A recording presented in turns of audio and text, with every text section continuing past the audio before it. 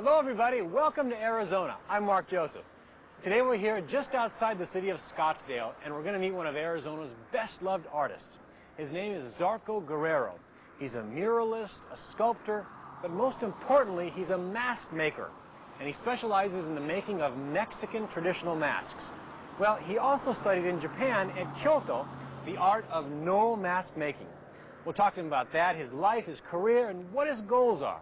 So please join us as we meet our guest, Mr. Zarco Guerrero. Arizona artist Zarco Guerrero calls himself a cultural activist and explains he is involved in sculpture, painting, music, theater, and dance. Since childhood, he saw masks used by Yaqui Indians and Mexicans and notes their traditional function as a means of controlling natural forces. Guerrero now strives to give them new meaning in contemporary society, and he emphasizes the difference between Southwestern art, which romanticizes the past, and Chicano, or Mexican-American art, which is more socially aware. In 1986, Guerrero studied no mask making in Kyoto, and he was impressed by the high level of discipline, as well as stylistic similarities between Japanese and Mexican masks.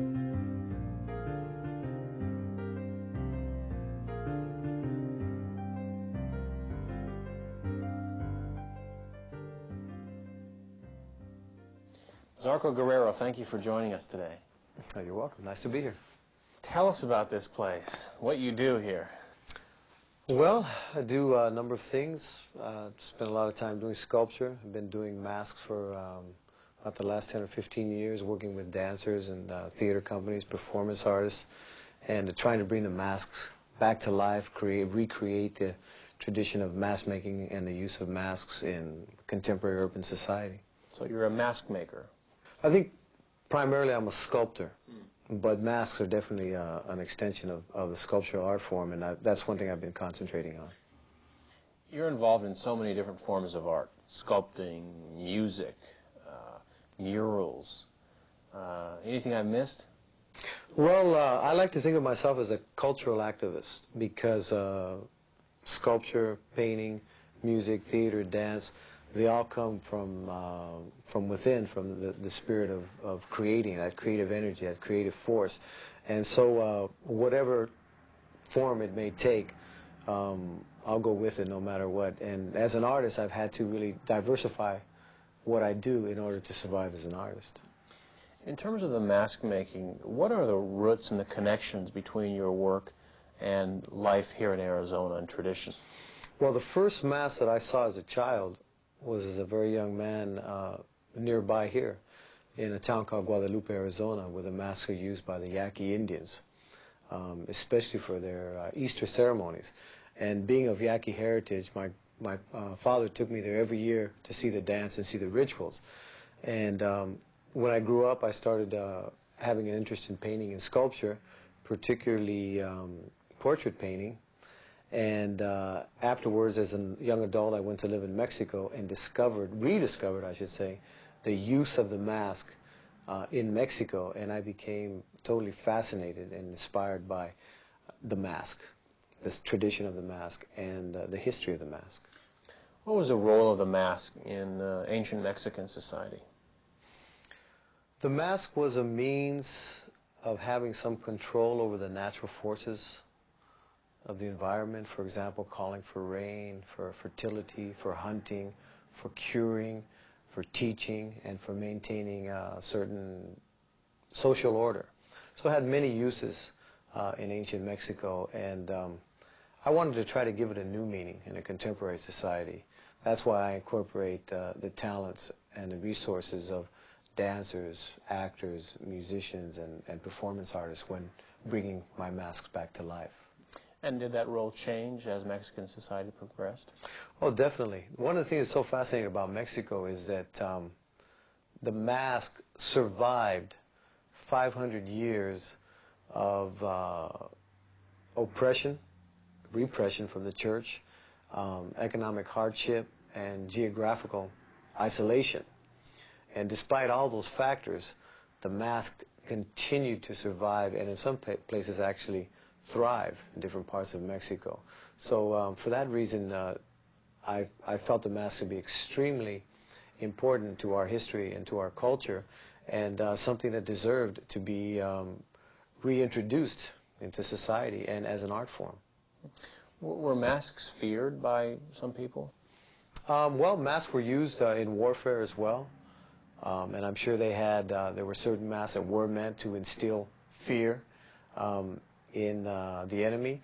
But probably most important than instilling fear, when the mask was used, the person using it felt more power. Rather than instilling fear in the enemy, I think it instilled the feeling of power in the person who was wearing the mask or the costume, in whatever the case may be. As Mexico was conquered by various countries at one time or another, what happened to the masks? Well, the masks suffered and almost went into hiding. And in some cases, the original uses of the masks were actually forgotten. But Mexico continues to this day to be one of the most prolific mask-producing countries in the world. But very few artists have seen the importance of the mask in contemporary expression, and that's why it's so important to me. How long has your family been here in Arizona? One aspect of my family, one branch of our family tree, has always been in the Southwest. As a matter of fact, we have more roots in the Southwest than we actually do in Mexico, and that goes back to the time when the Southwest was part of Mexico, and that was only a little over 100 years ago. Is there an Arizona feeling or a texture or something that is distinct from both American and Mexican art?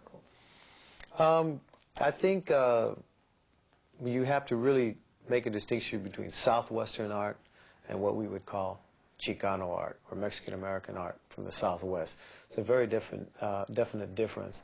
Probably the main difference would be Southwest art tends to romanticize and idealize the indigenous past, the indigenous heritage, whereas the Chicano art emphasizes the indigenous heritage, but from the standpoint of history and from the standpoint of the struggle of the people of the Southwest, both Mexican-American, Chicano, and the indigenous people.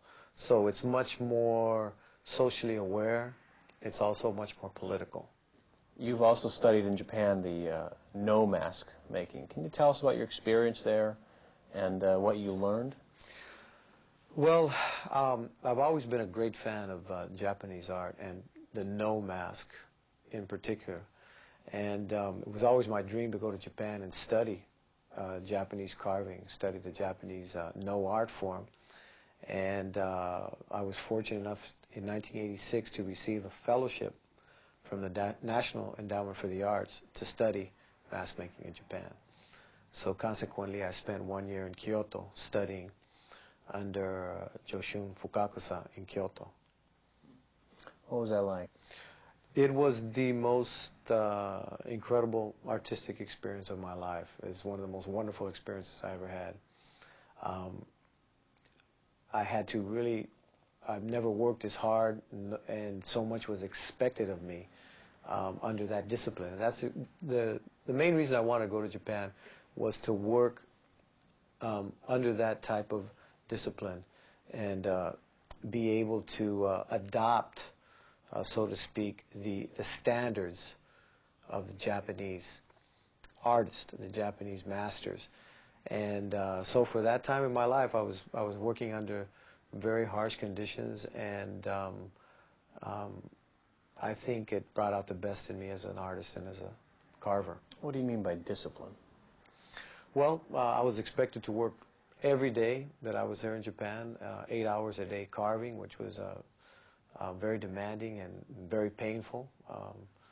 As far as being a Westerner and having to sit on the floor 8 hours a day and holding the mask with my feet and carving constantly. My hands would ache every night.